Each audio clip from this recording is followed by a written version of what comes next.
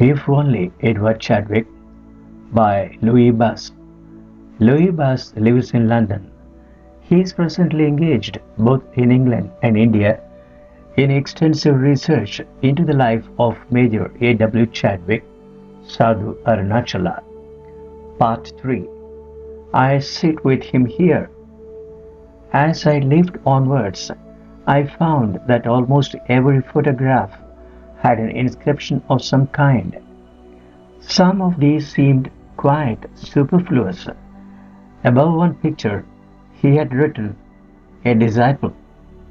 Above a picture of Bhagavan as a young man, he had taken the trouble to write, "The Maharishee as a young man." Anyone who read the book would have had no need of these little explanations.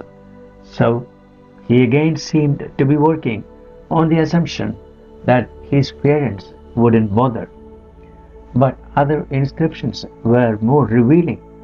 Above a picture of Bhagavan and Lakshmi, he had helpfully written, "The sacred cow of the Ashram," and it was impossible not to wonder how talk of sacred cows would have gone down in 30s England.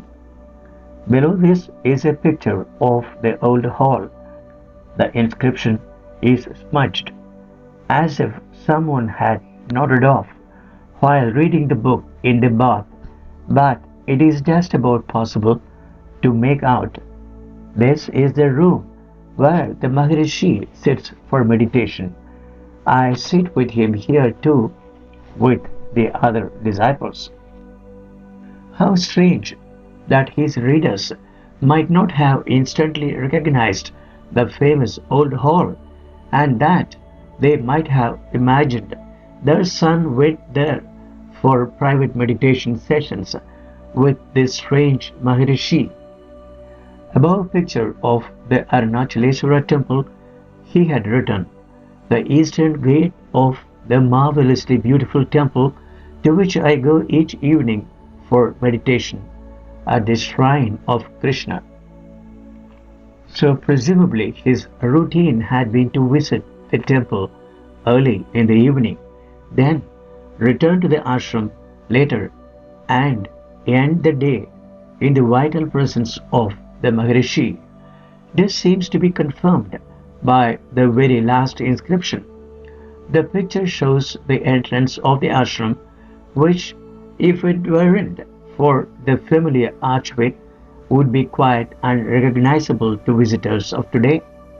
No cars or lorries are visible, no auto rickshaws or motorcyclists swirling by with mobile phones crooked to the ears, no backpackers or ignorant Westerners like myself wandering around with a slightly bemused air as they wonder at exactly which point they are supposed to remove their shoes.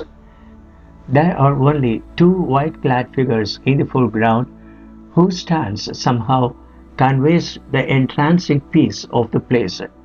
One stares away to the left as if he has been distracted by the distant creaking of a bullock cart, whilst the other looks towards us.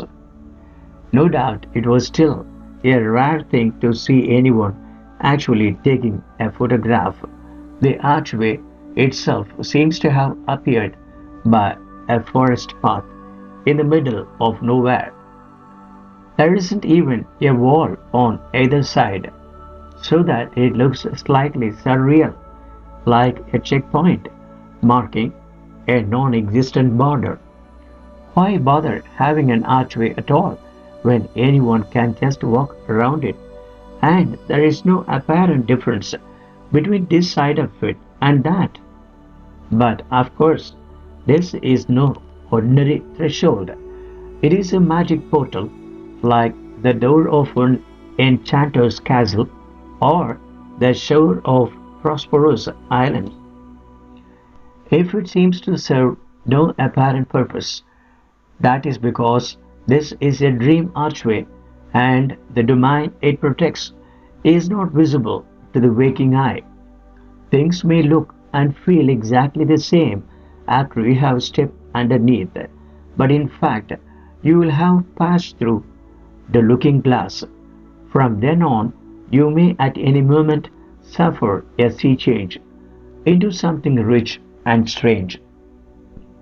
A mystery devotee had drawn an arrow through the arch, next to which he had simply written, "I walk along here each evening."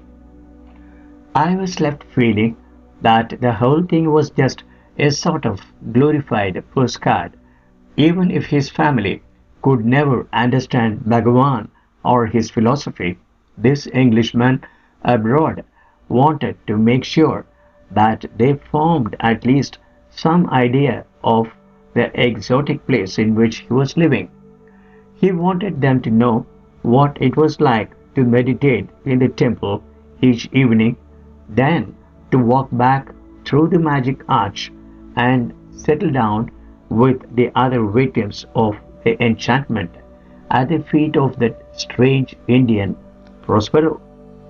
But he could surely have had no conception of how much he would be revealing to another English reader far away in some fantasy future of space stations and microchips.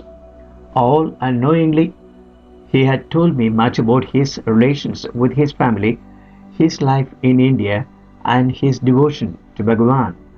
I felt I knew him now, and even though he would never understand it himself that we were friends, I also had the strange sense that I was the intended recipient of this book.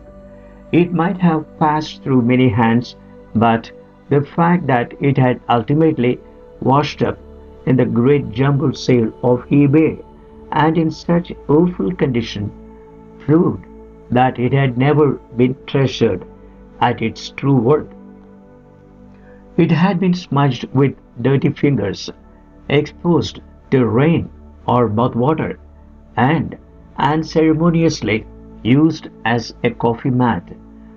Only now, after who knew what other trials and indignities, had it finally arrived in the hands and the home of someone who could understand its true value. It was impossible not to feel that, some 75 years after it had been posted from Tiruvannamalai, the book had finally reached its destination. All of which gave me the absurd but inescapable feeling that my destiny was somehow linked with that of the mystery devotee. This in turn made me more eager than ever to find out exactly who he had been, because if fate had really chosen to connect us, the revelation of his identity would also reveal something about my own. As soon as I had finished leafing through the book, I drove up to show it to my sister, a fellow devotee who lives nearby. We did our best to take some professional-looking photographs of it to put up on the internet. I then came home, uploaded the pictures, and sent the link to a few people I knew would be interested. Soon enough, the emails were flying back and forth between England, America, and India as we tried to work out who the mystery devotee might have been. And the first name on everyone's lips was Chadwick's. Now, I don't mind admitting that I had hoped it would be he. If my destiny was to be linked with anyone's, I could think of nobody I would rather it be than Chadwick. From the moment I had seen the date the book had been sent back from India, I had secretly longed for it to be his, and I am sure that most devotees in my position would have felt the same. All of us have a soft spot for Chadwick. All of the impressive, extraordinary, and inspiring figures who were drawn to Bhagavan, I can think of no other who so cries out to have the words "good old" placed before his name. Good old Osborne somehow doesn't come so naturally. As for people like Ganapati Muni and Muruganar, the very idea of putting those words before their names is somehow so incongruous and disrespectful that I don't think I could ever do it, even as a joke. Good old Chadwick, on the other hand, seems not only natural but somehow inevitable. If I try to think what might have happened if I had met Arthur Osborne, I can imagine us hitting it off in a way, perhaps with me struggling to keep up my end of a highbrow discussion of theology or comparative religion. In the case of Ganapati Muni, I would have been too awestruck to have opened my mouth, and in the case of Muruganar, I think I would have been too overwhelmed by admiration and love. But I can easily imagine myself pumping Chadwick's hand, giving him a hearty slap on the back and saying something like, "Good old Chadwick, I have heard so much about you, my dear chap. What a great pleasure to shake your hand at last." Then, possibly over tea and crumpets, we would settle down to a long discussion of the paths that had brought us both to Bhagavan, and how wonderful he was, and what miraculous changes he had wrought in us both. We would part as the best of friends, with me feeling I had known the dear fellow for years. Never leave the knowledge of yourself, for you will know me in yourself. Do you know, daughter, who you are and who I am? If you know these two things, you have beatitude in your grasp.